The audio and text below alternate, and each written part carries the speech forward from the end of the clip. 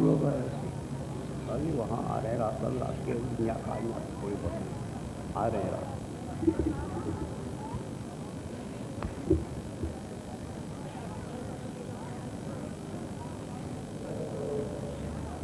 ये बसें रात में आई, बहुत आई बसें रात में।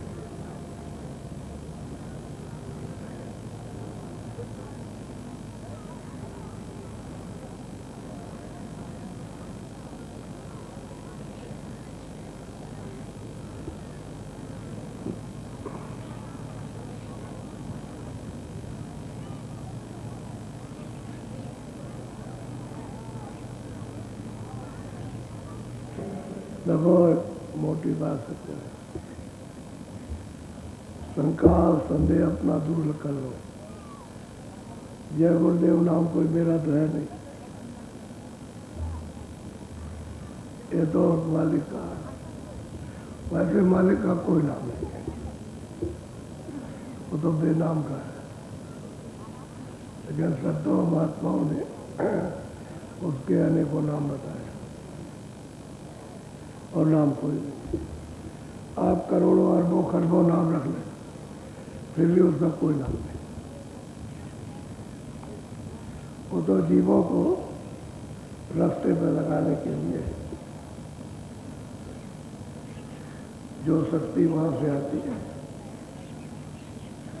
वो उसको सिद्ध करती है। वो धारा है, उसी का नाम। उसको मालिक कहो, प्रभु कहो, स्वामी कहो, किसी आदमी का नाम नहीं है। इसलिए आप कभी शंका ही मत कर कि किसी आदमी का नाम है। बोलो जय गुरुदेव।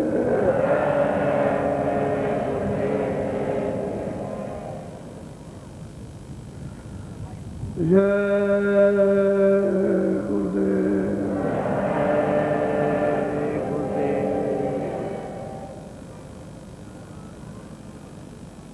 जय गुरुदेव नाम किसका।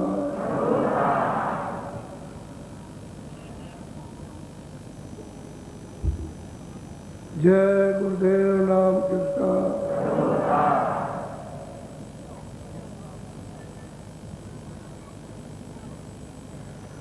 जय गुरुदेव नाम किसका।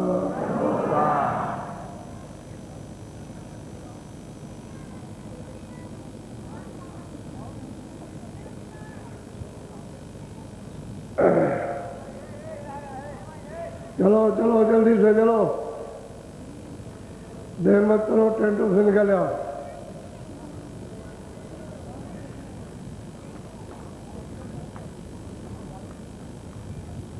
अच्छा खड़े हो जाओ।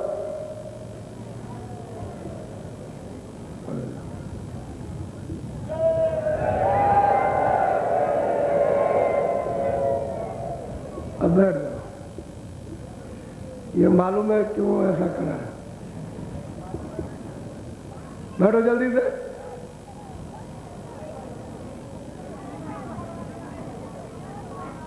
ये थकावट हो जाती है, सुस्ती आ जाती है, तो जरा सा सुस्ती दूर हो जाए। इसलिए आपको कहा कर दिया, काफी देर हो गई आपको बैठे, तो ऐसा ही होता है। चलो चलो जल्दी आओ, जाओ जल्दी से।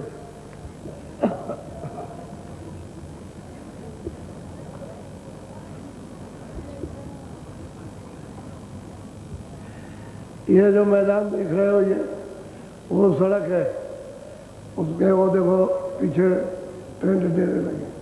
ये मैदान सत्संग का है। आप लोग बच्चों को अपने आप इसमें आप गंदा मत करना, सड़क के उस पार जाओ। ये बैठने की जगह है, इसको मैदान समझ करके गंदा मत कीजिए।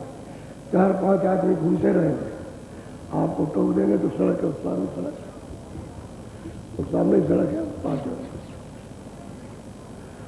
अपना बैठने का स्थान है, गंदा करोगे तो अपने को तकलीफ होगी। गंदा मत करो। जगह बहुत मैदान पड़ा हुआ है। यह है ब्रिज, ये ब्रिज है, इसको ब्रिज कहते हैं। तो आप कब आए हो बरसात में, तो आपको जानना चाहिए कि बरसात में और ऋतुओं में तो ठीक है, लेकिन बरसात में तो हर जगह मिट्टी, हर जगह कीचड़, मकान ठीक नहीं, झोपड़ी ठीक नहीं, ये बह रहा वो चूड़ा। और आप लोग तो मतलब आए हो क्या कर रहे, सब कुछ समझ रहे कि हम अपने शरीर को भी समझेंगे, अपनी आत्मा को भी समझेंगे। इसलिए आप आए तो ब्रज है। अब इतने लोगों के लिए आप मथुरा में जाइए, कहाँ जगह मिलेगी? आपके पास तो जगह भी है, लेकिन मथुरा में जगह है। ऐसे सड़क पर चले जाओ, चले आओ, वो तो बात अलग है, लेकिन वैसे जगह नहीं मिली। तो तपस्या है, आत्म तपस्या और शरीर शुद्धि, शरीर की भी शुद्धि हो, इंद्रियों की, और आत्म तपस्या भी हो, उससे भी अपने किए हुए कर्म चले, सफाई हो। इसलिए आप व्रत ले आए। अच्छा, 84 कोस की यात्रा यहीं से शुरू होती है, किसी जगह से, यानी मधुबन से, यहीं से शुरू मानी जाती है। और उधर से कहीं नहीं मान जाएगी यात्रा करें, तो आपका तो मतलब ये बहुत दिनों से आ रहे हो, देख रहे हो, तो ये तो शरीर शुद्धि और आत्म तपस्या, उस जीवात्मा को जो मनुष्य रूपी मंदिर में कह दे, उसको इस गेम खाने से छोड़ा। चलो चलो जल्दी से, जल्दी कदम बढ़ाओ, धीरे धीरे मत चलो, आगे नहीं है, जब आवाज लगे तुरंत चल दो।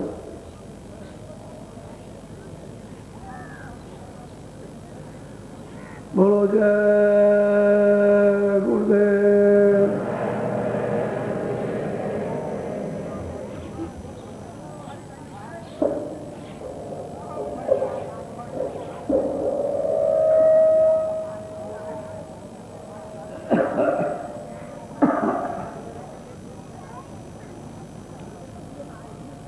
मेरे प्यारे गुरु दातार मंगता द्वारे खड़ा,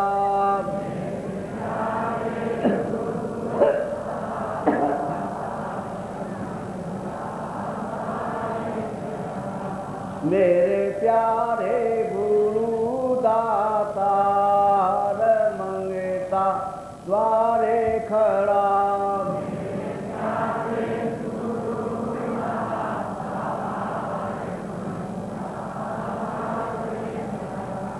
मेरा पुकार पुकार मेरे कर देखो जरा,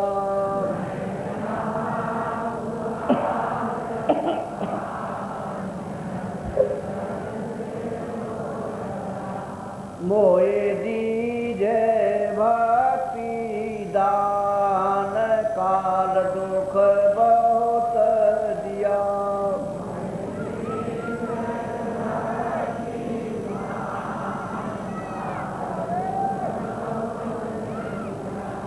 मेरे तरफ उठी ये माँ दरस को तरस रहा,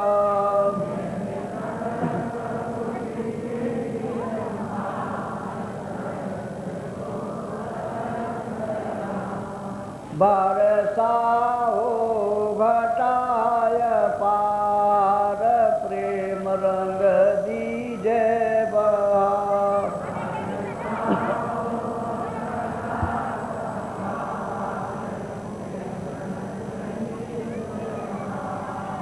सुरत भी जय मीरस धार तन मन हो बहरा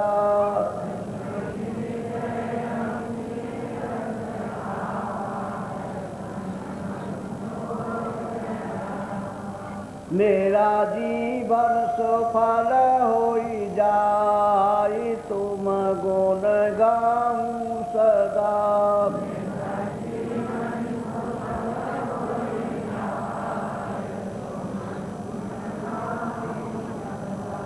मैं निश्चय धम नाकार तुम्हारे द्वारे पड़ा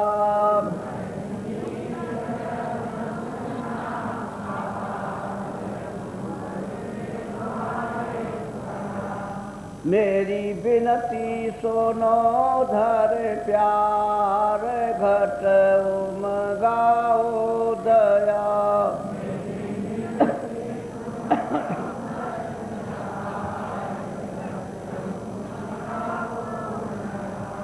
स्वामी जी पिता हमार जल्दी पार किया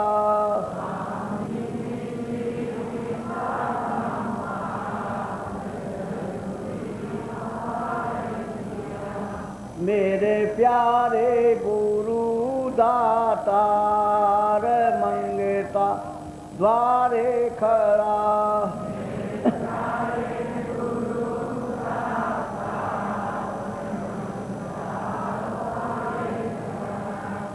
तुमको समरथ जान कर विनती करूं पुकार भाग्यहीन मैं क्यों हुई स्वामी तुम दरबार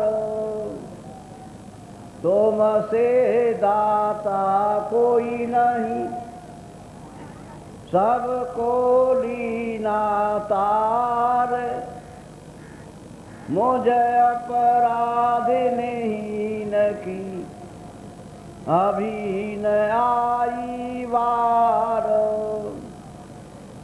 मैं तड़पूं तुम दरस को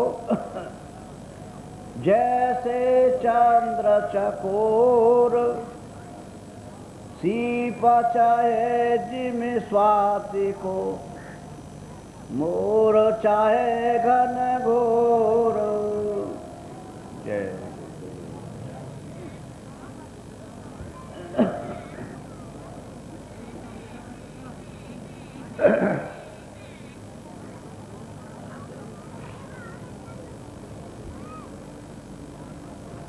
प्रार्थना करने का दरवाजा सबके पास है। सब मनुष्यों के पास मालिक से प्रार्थना करने का दरवाजा है, लेकिन आप दरवाजे को छोड़कर और दूसरे दरवाजों पर भटक रहे हो और दूसरे के दरवाजे पर कोई सुनवाई नहीं। इतने जोग और इतने कल्प बीत गए, भटकते भटकते आज तक सुनवाई नहीं हुई, लेकिन अपने दरवाजे पर बैठो तो सुनवाई हो जाए। जहाँ सूरत बैठी है वहीं उसका दरवाजा है, वहीं उलट के बैठ जाओ घूम करके और फिर उससे प्रार्थना करो तो सुनवाई हो जाए।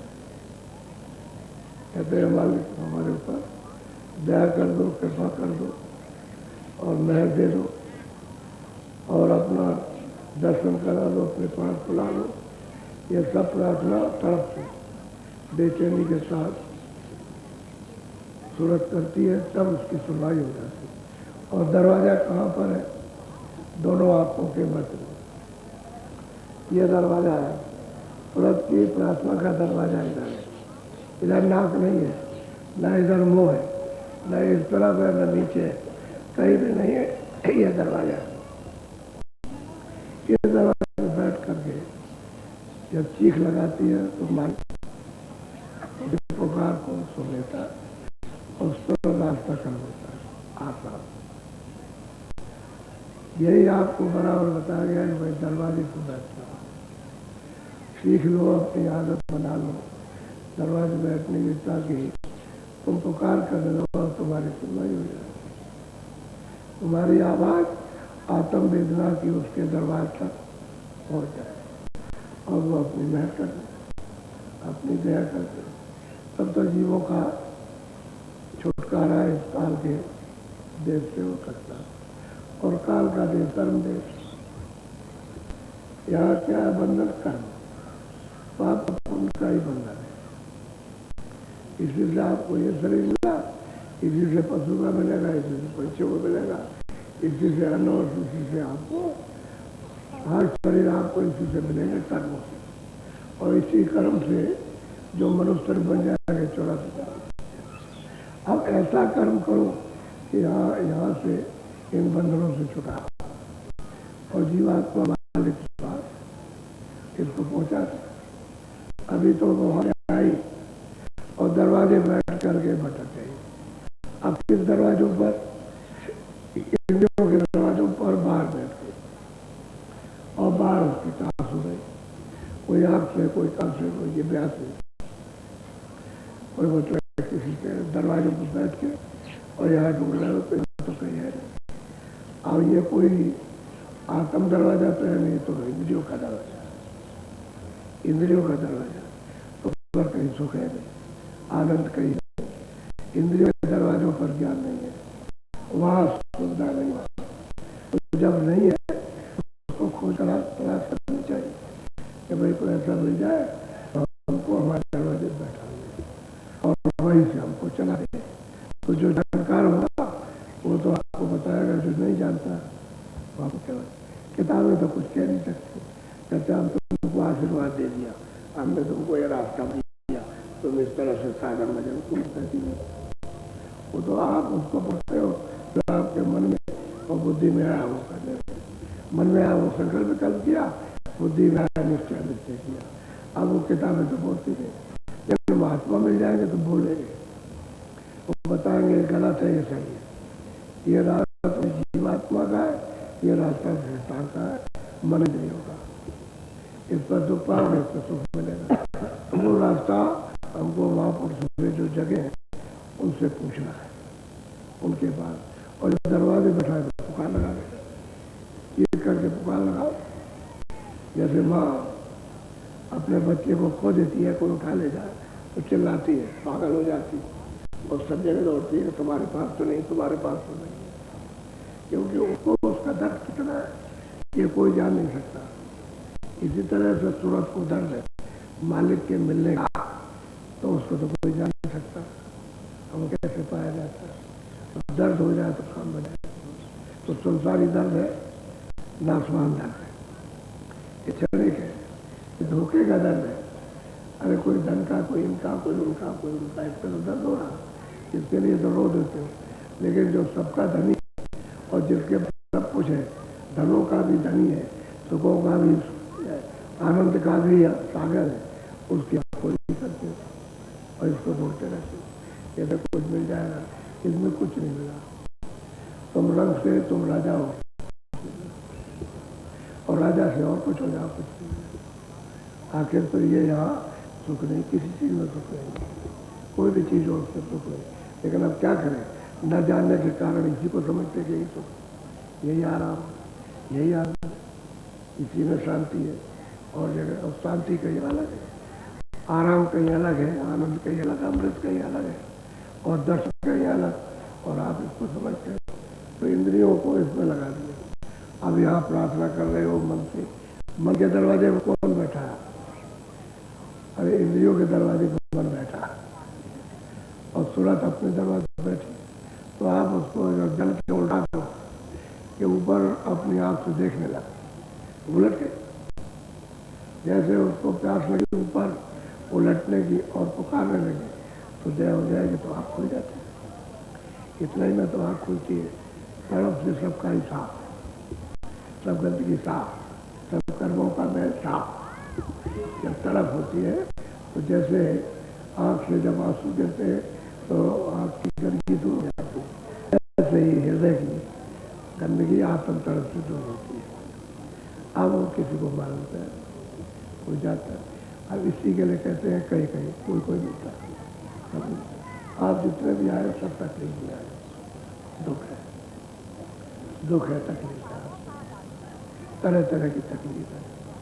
घर की तकलीफ है, परिवार की है, बच्चों की है, स्त्री की है, पुरुष की है, भाइयों की है, अड़ोस पड़ोस की है, इसकी है, दफ्तरों की तकलीफ है, और जितने भी सब। फिर यह है कि शरीर रोगी हो गया तो सिर की तकलीफ, पेट की तकलीफ, हाथ की, पैर की, इसकी उसकी, किसी का कुछ है, किसी का कुछ है, किसी का पेशाब बंद हो गया तो किसी के मतलब यह है कि आँख बिगड़ गई तो किसी का बिगड़ गया, कोई कैंसर हो गया, कोई बीमारी, सब तरह की तकलीफ।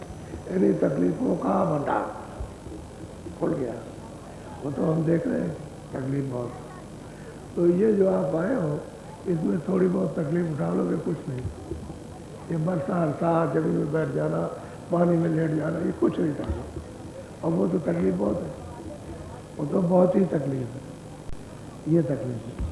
इससे तो निपटारा होगा, छुटकारा होगा कि आप जाल से निकलोगे और उस तकलीफ में जाल में फंसोगे। अंतर ये है कि उसमें फंस जाओगे और रोगे चिल्लाओगे कोई नहीं सुनेगा। इसमें निकलोगे और रोगे चिल्लाओगे तो मालिक मिल जाएगा, उसका दीदार होगा। और दीदार कैसे होता है?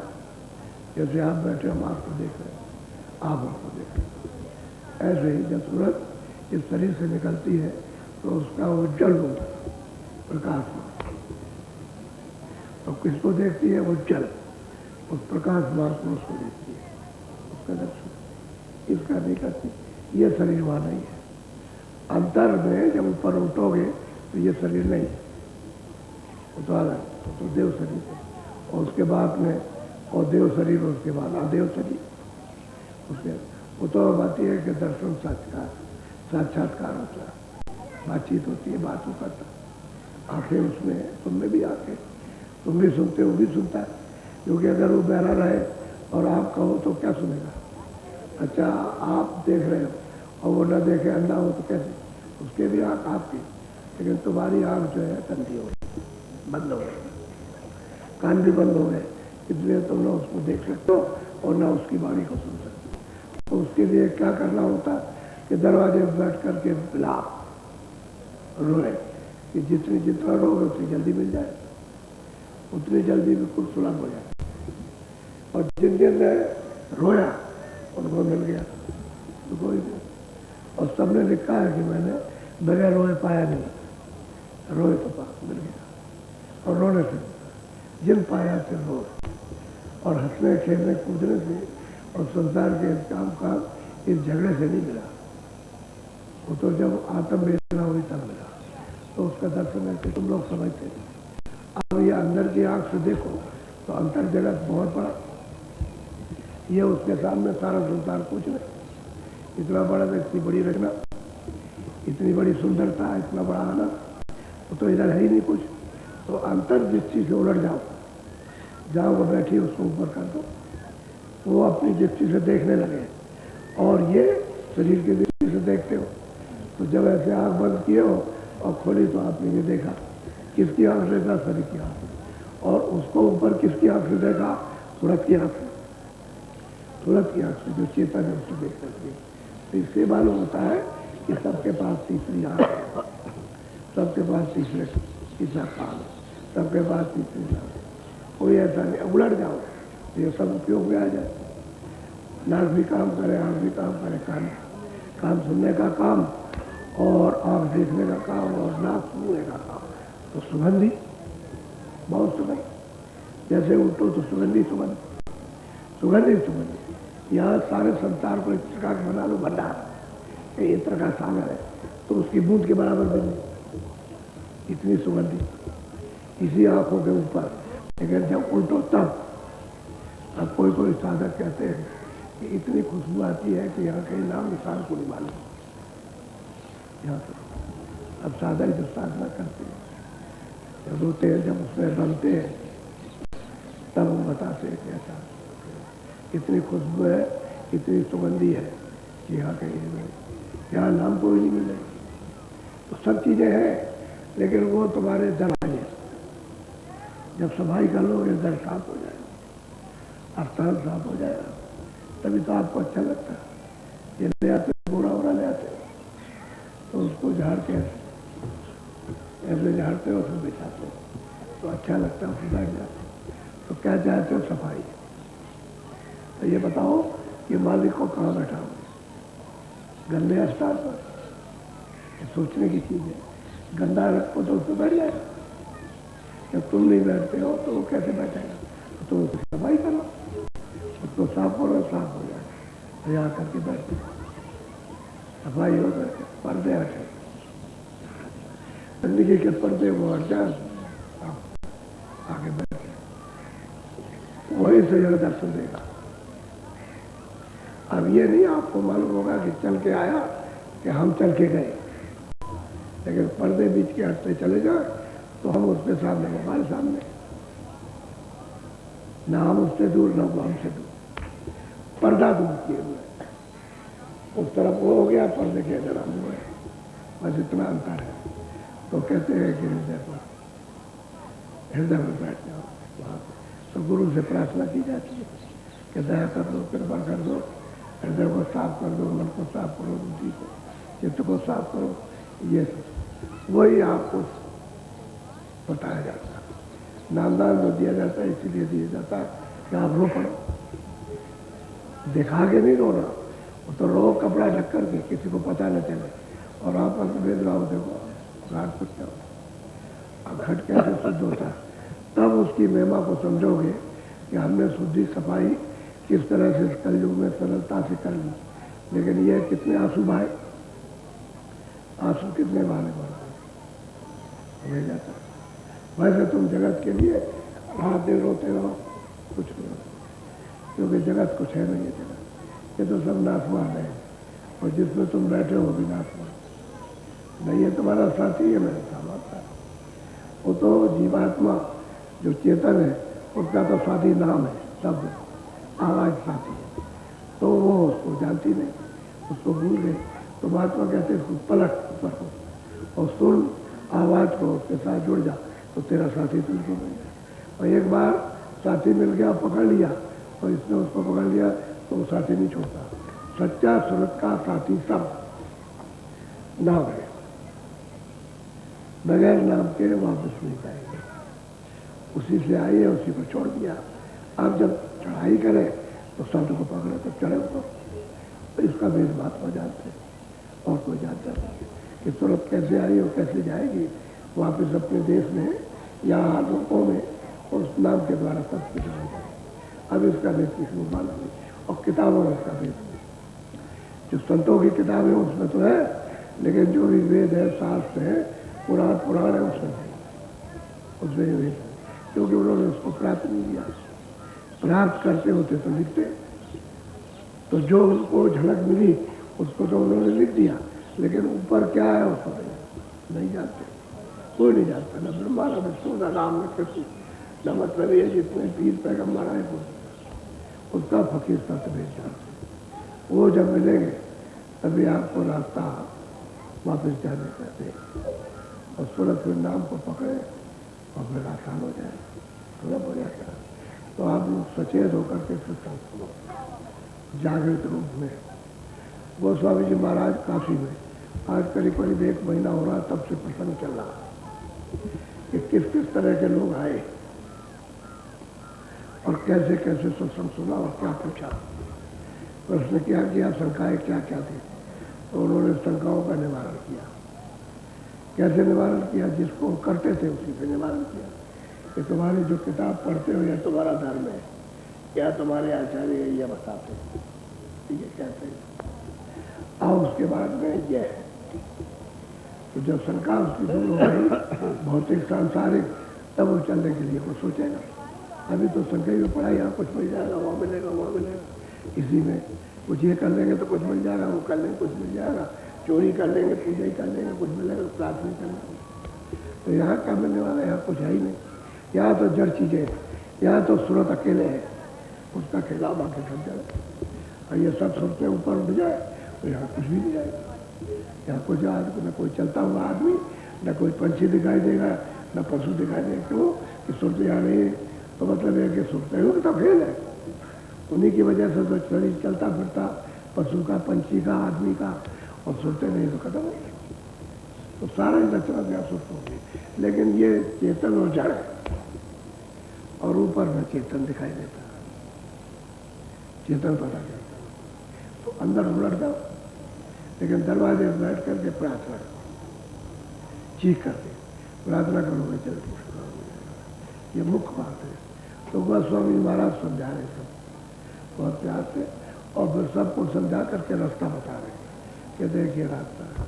तो जब रास्ता पा लिया और फिर जब करने लगे और उनको जब मिला और दिखाई दिया, सुनाई दिया, तो बार बार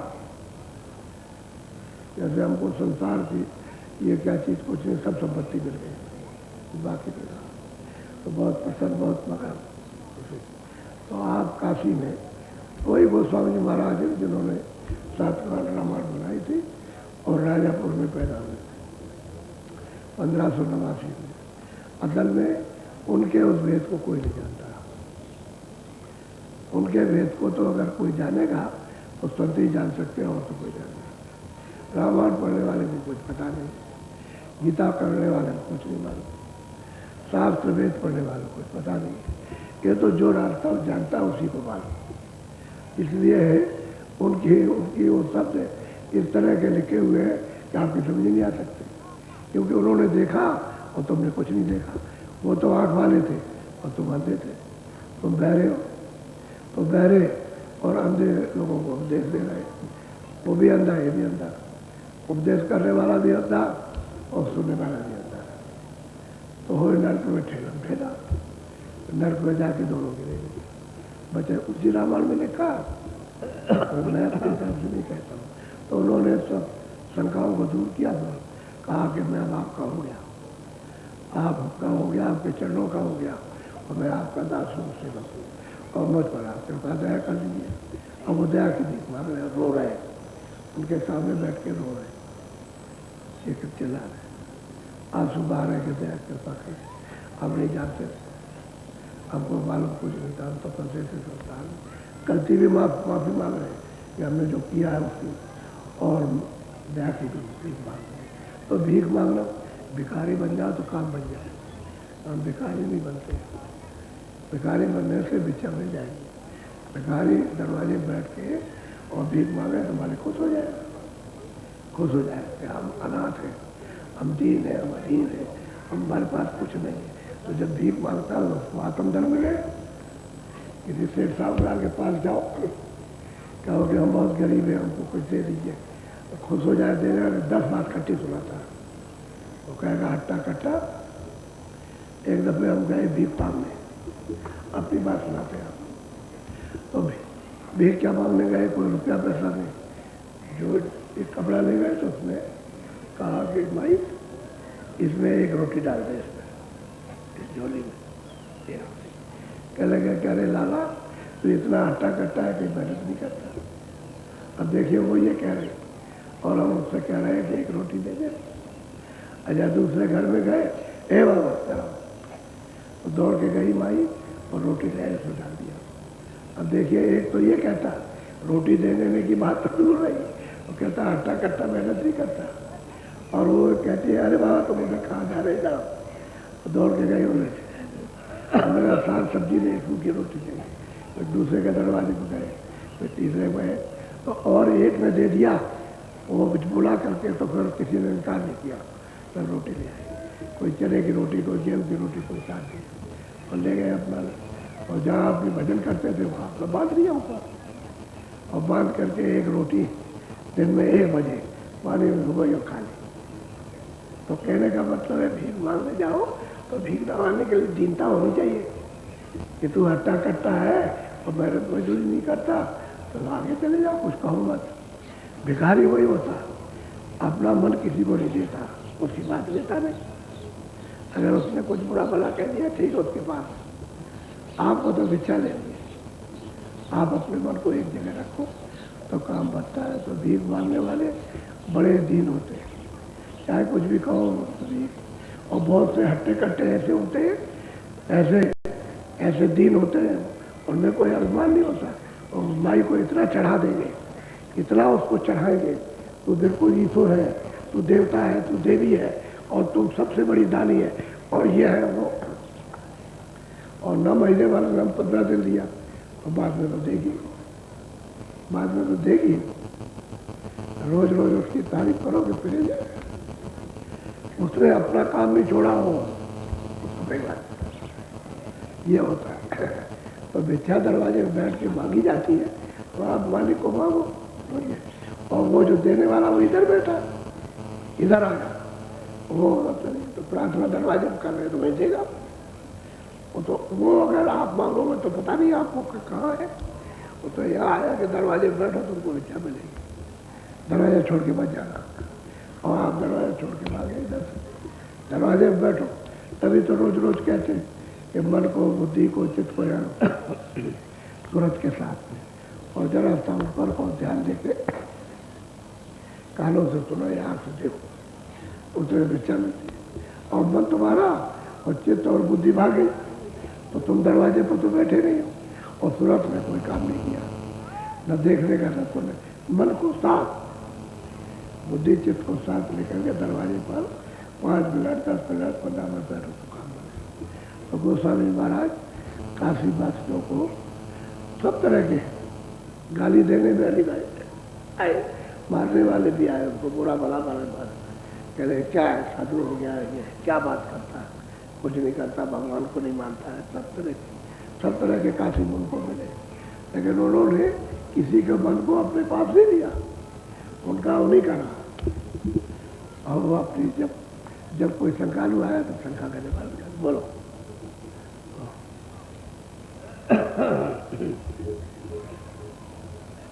दर्शन करन आए एक शांति, मन मत नाम कबीरा पार। कहते हैं भाई वो दर्शन करने के लिए आए एक संत भेष में, साधु भेष में। साधु भेष का मतलब आप उसको कहते हैं, लेकिन ये है कि पंच किसका था, कबीर।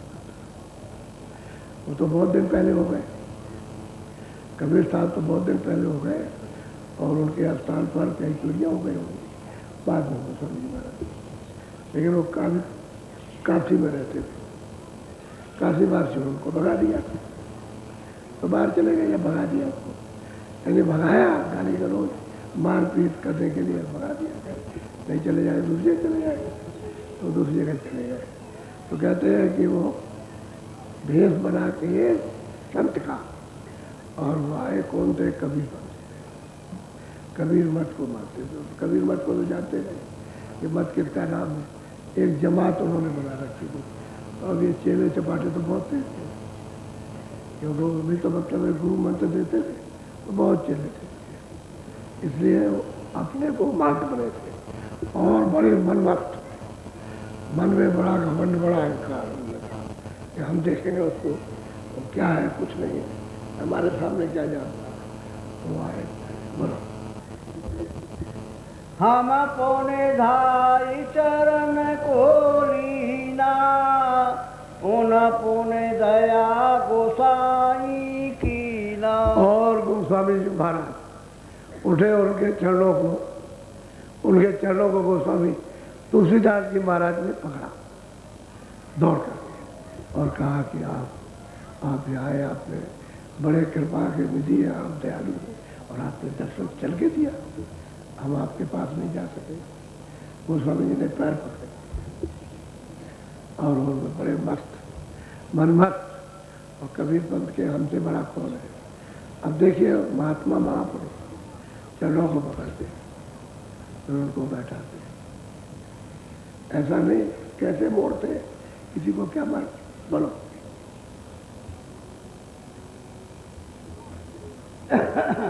आसन देखी नासन माना, पूछा रहो कौन स्थान। अब गोस्वामी जी महाराज ने आसन दिया, और सम्मान के साथ में महंत जी को, जो संत वेद बनाए थे, उनको बैठाया, और फिर उन्होंने हाथ जोड़ के पूछा कि आपका कौन सा स्थान है।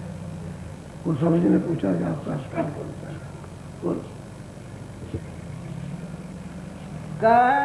कहाँ से दया गवन कियो स्वामी, निरपाखी न दीन मोरी कहते हैं कि इतनी दूर से चल करके आप आए यहाँ चल के और आपने दर्शन दिया, यानी और फिर आपने हमारे ऐसे दिन पर आपने कृपा की, दया किया। कबीरपंथी जो मानते आए थे उनसे कहा कि आप दूर से चल करके आए और आपने कृपा कितनी दया की कि चल करके आपने कृपा के दर्शन दिया करके। बोलो तेरा होत दे सदनोती गाई भगत नाम गोपाल गुसाई। उनका नाम गोपाल गुसाई था और तिरहुत में रहते थे वो। कहते हैं वहाँ हमारा स्थान है। अब वहाँ क्या रहते हैं, हमको गोपाल गुसाई कहते हैं, यानी साधु भेष में थे वो, और उन लोगों में वो संत कहलाते थे कि भाई संत है संत है। तो बड़े आदर भाव से मान सम्मान से गोस्वामी जी महाराज सब पूछ रहे हैं, तो वो बता रहे हैं कि हमारा वहाँ स्थान है और हम तिरहुत में रहते हैं और गोपाल गुसाई नाम हमारा। बोलो और हम कबीरपंथी हैं। बोलो भाव भक्ति साधकावे संत चरण पर शीस नवावे। कहते हैं कि भाई भावना तो अच्छी है कि जब सुन करके कि भाई काशी में एक साधु आया, ऐसा साधु है कि उससे कोई जीत नहीं पाता, वो सबके प्रश्न का समाधान कर देता, सबकी शंका दूर कर देता। तो इन्होंने भी कहीं सुना होगा, चलो हम भी चलेंगे, हमारा मत तो बहुत ऊंचा है। तो फिर आए बड़े भाव के साथ में, तो उनको भी प्रणाम किया। जब इतना काम हो गया प्रणाम किया, फिर क्या होता है, पहले तो नहीं, पहले तो सम्मान कराया और इतना आदर भाव पैर छुआए और फिर उसके बाद में अब मतलब ये जब ये सब देखा तो कुछ तो महापुरुषों की कृपा और दया होती है मोड़ने की। अब उनमें दीन भाव आने लगा। बोलो भाव भक्ति साधक हावे संत चरण पर शीस नवावे। भाई भाव यानी श्रद्धा भाव से रहते हैं, अब वो साधु कहलाते हैं। श्रद्धा भाव से विवेक विचार से रहे तो साधु साधु कहलाता और नमन करते हैं, प्रणाम करते हैं।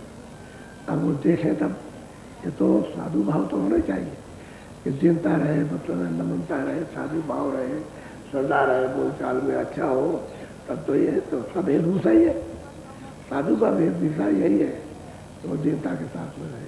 अब वो स्वामी जी महाराज सब बता रहे। बोलो साध जाने हमहु चल आए दर्शन करे मन आनंद पाए। अब वो कहते हैं गोपाल गोसाई कि मेरे धन्य के साधु हैं, तो हम भी इतनी दूर से चले आए और आपका जब दर्शन हुआ तो हमको बड़ा आनंद हुआ, बहुत आनंद आपके दर्शन करने। अब वो तो बात ये है कि उससे तो किसी ने कुछ कहा होगा, वो ऐसे ऐसे ऐसे, तो बोलता वहाँ से चले कि चलो भाई हमारा मत तो बहुत ऊंचा है और चलो देखे चल के। अब यहाँ आए तो इन्होंने मान सम्मान ये वो सब कुछ पहले किया और उसके बाद कहते हैं कि हम इतनी दूर से आए हैं और साधु का दर्शन करने के लिए, तो हमको बड़ा आनंद, बड़ा सुख मिला आपके दर्शन से।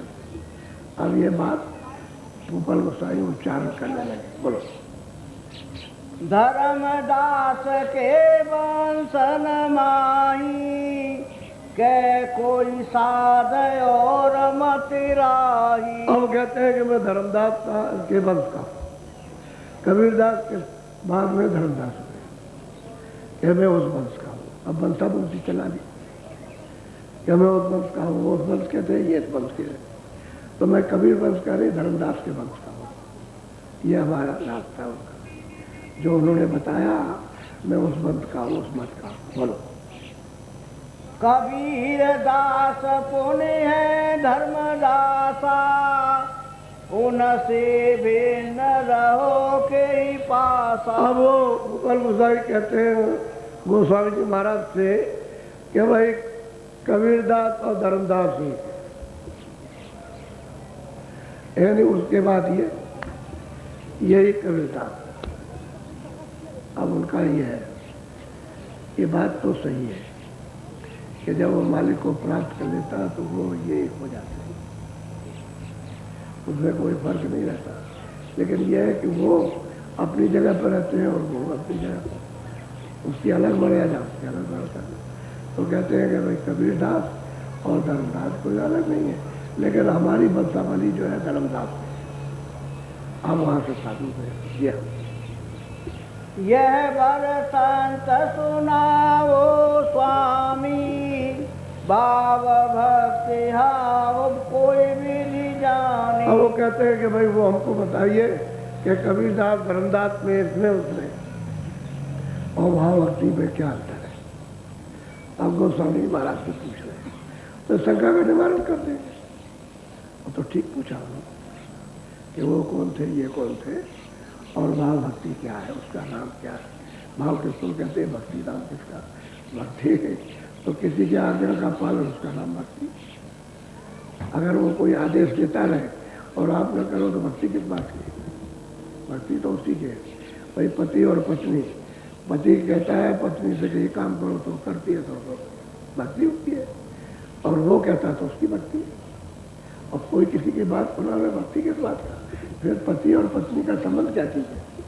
इसी तरह से गुरु और शिष्य का क्या संबंध। तो कहते हैं भक्ति भाव वो भी बताइए, और वो जो वंशावली है कबीर और धर्मदास की वो भी हमको बताइए। बोलो। हम कबीर मत एक विचारा, तुम कहीं और भेद भी। अब उन्होंने सुना होगा, हमने तो कबीर का धर्मराज का मत एक विचार किया था कि एक ये कोई अंतर नहीं है, और आप कोई दूसरा मत कह रहे हैं। गोस्वामी जी महाराज थे, गोपाल गोसाई कहते हैं कि आप तो दूसरी बात बता रहे हैं। हम तो समझते थे वो ये एक है, एक ही मत है, कोई इसमें अंतर नहीं है। बोलो। भाव भक्ति के विधि भैया, सो स्वामी मोहि बरन सो। कहते हैं स्वामी मैं तो आपके पास जानने के लिए आया, तो भक्ति भाव मुझे वर्णन कीजिए क्यों कहते हैं। तो ये बताइए कबीर में इसमें क्या अंतर उसमें, और जो आप कहते हो कि वो अलग है तो उसमें क्या फर्क है। क्योंकि उन्होंने तो सुन लिया था कि और न वेद मानता, कुरान मानता, न ये मानता, न वो, और ये और कुछ कहता है। तो हम पूछ रहे हैं कि भाई वो बताइए जो आप और वर्णन करते कि कबीर से भी आगे, इससे भी आगे, उससे भी आगे। बोलो। तुलसीदास सुनो चितलाई, तुम अपना कहो भेद जना। अब वो पूछते हैं कि महाराज आप अपना भी भेद बताइए, हमसे तो आपने पूछ लिया ये नाम क्या, कहाँ के रहने वाले, कौन सा मत है, और क्या है, और ये है वो है, तो कुछ अपना भी तो बता दीजिए जिससे जानकारी रहे। आप क्या, आपका मत क्या है। अब वो इनका भी पूछ रहे हैं। बोलो। कौन मते के साधक हावो, अपना गुरु मत भेद बता। अब वो गोपाल गोसाई कहते हैं कि स्वामी तुलसीदास से कहते हैं कि भाई आप कौन मत के साधु हैं, और फिर मतलब है कि आपका गुरुमत कौन सा है, गुरु का रास्ता कौन सा, कौन गुरु है आपका, ये उनसे पूछ रहे हैं गोस्वामी जी महाराज। अब ये जब जानकारी आई तो जानकारी से ही शंका होती है। अब शंका निवारण के लिए पूछने लगे। अब ये बात आ गई। बोलो। हमारा जब सतमुत भाखे, गुरु मत कहे भेद नहीं रहा। अब वो कहते हैं कि भाई हम तो जब आपको जानेंगे, जब मत में गुरमत आपका क्या है और किस मत के आप साधु, कौन सा रास्ता है, कौन सा मत है, तब तो हम साधु आपको समझें। और आप कुछ नहीं बताएंगे तो हम कैसे समझेंगे आप किस मत के और किसके कौन सा गुरुमत है, किसने आपको बताया, रास्ता कौन सा है। अब वो प्रश्न कर रहे हैं और जिज्ञासु प्रश्न हो रहा, वैसे तर्क में नहीं, जानने के लिए। बोलो। हमारे गुरु है संत सुजाना, हम तो गुरु संत को मान। अब गोस्वामी महाराज कहते हैं भाई गोपाल गोस्वामी हमारे तो गुरु संत है, और हम संत के बगैर और किसी को नहीं मानते, दूसरा हमारा कोई नहीं। गोस्वामी जी कहते हैं कि हमारे सुजान, सुजान कहते हैं जानकार, सुजान कहते हैं देखने वाले, यानी मालिक को प्राप्त करने वाले कहते हैं, और हम उनके बगैर किसी को नहीं मानते, कोई नहीं मानता, वही है सब। गुरु है सब। बोलो। संत गुरु और पंथ न जाना, निस दिन संत चरण सुरते। अब गोस्वामी जी महाराज कहते हैं कि संत के बिना और कोई पंथ हम कुछ नहीं जानते, संत ही पंथ है और किसी को नहीं, ना और कोई किसी का मत है, कुछ नहीं, संत है। अगर वो मिल जाए और वो रास्ता मिल जाए तो वही है सब कुछ। तो हम और किसी को जानते ही, हम तो गुरु को जानते हैं, वही उनका पंथ है जो बताया, वही पंथ है और रास्ता। बोलो। संत चरण कर दास दीवाना, साधु शरण चरण लपटा। भाई कहे संत चरण, कहते हैं भाई संत चरण में लगना है, और साधु भाव वही है कि उनमें लिपट जाए, इसी को साधु भाव कहते हैं, इसी को भक्ति भाव कहते हैं, जो उनके चरणों में लग जाए संत चरण में। तो संत चरण तो इधर है, आंखों के ऊपर में, वही उनका मत है, ऊपर आने और जाने का। अगर वो नहीं मिलेगा संत चरण तो ये सूरत लिपटे भी किसमें। तो कहते हैं कि यही सतमत भक्ति है, उस सतमत सत रास्ते की भक्ति यही है कि संत चरण में लिपट जाए और तभी वो चलेगी, बगैर उसके नहीं चल सकते। तो अपना बता रहे कि हम तो इनको मानते हैं, यही हमारा रास्ता, और कोई रास्ता नहीं। बोलो। और इष्ट नहीं दूजा भाऊ, निस दिन साधु चरण समान। कहते हैं भाई साधु यानी और कोई इष्ट नहीं है हमारा, हमारा तो संत चरण इष्ट है। ना कोई राम, ना कोई कृष्ण, ना कोई देवी, ना कोई देवता, कुछ नहीं, बस सिर्फ संत चरण, वही हमारा इष्ट है। साधु भाव हमारा है कि हमारा चरण। अब दोस्त में लिपट के अब वो बता रहे कि रास्ता सतमत का ही है। बोलो।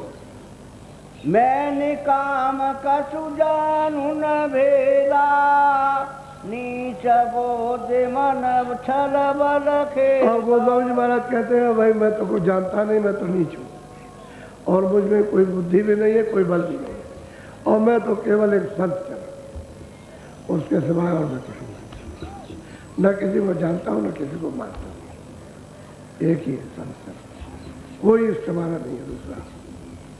अब वहाँ कोई कहते हो, कोई कहता हुआ राम इष्ट, कोई कहता हुआ हनुमान इष्ट, कुछ उस संत चरण।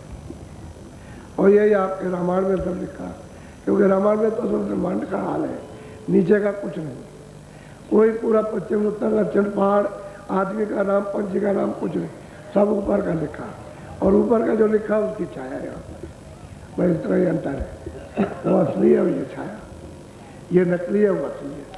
तो कहते हैं हमने तो ब्रह्मांड का हाल लिखा, कहते हैं हमारा कोई दूसरा इष्ट ही नहीं है, कोई संत ही, संत चरण ही हमारे इष्ट है।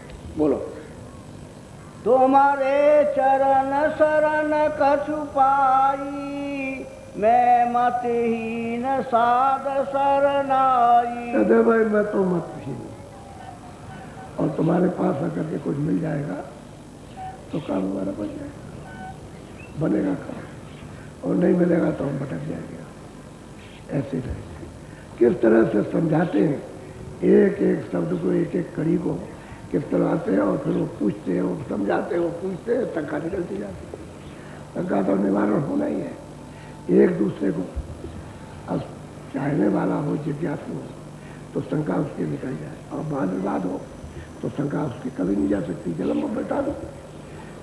अरे जानकारी के लिए तो शंका चली जाएगी, लेकिन वो उसको मानता ही नहीं। तो मूर्ख किसको कहते हैं कि किसी की सच्ची बात को न मानना सिखाता मूर्ख है। तो संतों की बात, जगत तो अंधा है, उनकी बात को नहीं मानता तो मूर्ख है। वो तो कुछ देने को नहीं आते और आप दूर भागते होते, उनको कहते हो कि कुछ नहीं, नास्तिक है, और वो आपको आस्तिक बनाते हैं। वो मालिक से बनाते हैं तो मालिक से दूर भागते हैं। बहुत अंतर है, बहुत फर्क है। तो अपनी अपनी शंका और प्रश्न और शंका उसका निवारण। बोलो। दर्शन तुम्हारे भय सयाना, सना था न्यारा करे पकड़ो मोरो। कहते हैं भाई दर्शन आपके हो गए, हम तो अनाथ थे, कहने मतलब हमारा कोई नहीं था, और आप हमको दर्शन दे दिए तो हमारे सब इतने छोटे बन जाते हैं महापुरुष कि किसी को पता भी नहीं चल सकता, इतने छोटे हो जाते हैं, क्योंकि उसको बदलना है। जब इतने छोटे बन जाएंगे तभी बदलेगा, और बड़े रहेंगे, बड़े बड़े तभी बदल सकता, क्योंकि वो तो मानव मन में आया ही था। तो गोस्वामी जी महाराज इतने छोटे बन गए, इतने छोटे बन गए कि अपने को अनाथ हमारा कोई नहीं। अपनी बात कह भी दी कि हम संत चरण के सिवाय किसी को नहीं मानते, और हमारा कोई इष्ट नहीं, कोई देवता नहीं है हमारे संत, वही हमारा सचमुच रास्ता। वो ये कहते, आप कहते कि नहीं, आप मतलब ये है कि हमको दीन है, अधीन है और अनाथ है। आपने मतलब ये दर्शन दिए, तो आप कृपा करो, आप बोलो। तुलसी साधु तुम परमानी, बचन सुधारस अमृत। अब वो कहने लगे गोपाल गोसाई, जब इतने छोटे हो गए तो कहते हैं कि आप बहुत प्रमाणशाली हो, उच्च कोट के, उसका प्रमाण है, इन्हें साधु का प्रमाण। अब वो मानती है, बोले कि ये तो बड़े भाव से दर्शन होते।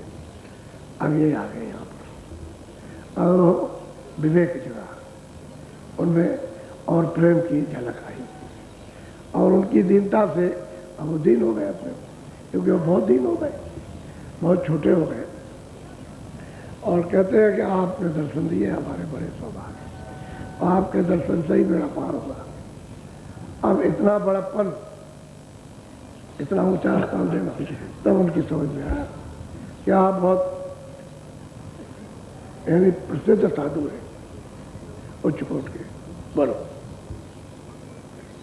तुम्हारा तोल बोल प्रिय मीठा, काशी में साधु तुम दी। अब कहते भाई तुम्हारा बोल तोल ये सब बहुत मीठा है, यानी अच्छा है, और काशी में साधु हमने ऐसा नहीं देखा, जैसे आपका तोल बोल वचन, जैसा आप समझाने के बुझाने का और दीनता का, सरलता का, हमने काशी में किसी को नहीं देखा, किसी स्थान पर।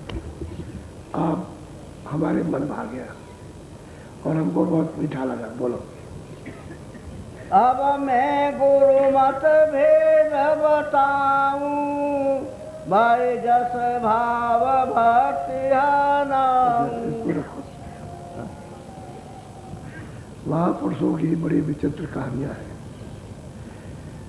एक दो नहीं, 700 बरस जितने भी महात्मा है उनकी अद्भुत अद्भुत कहानियां, प्रेमी और भक्तों के साथ में अद्भुत कहानियों का दृश्य बना।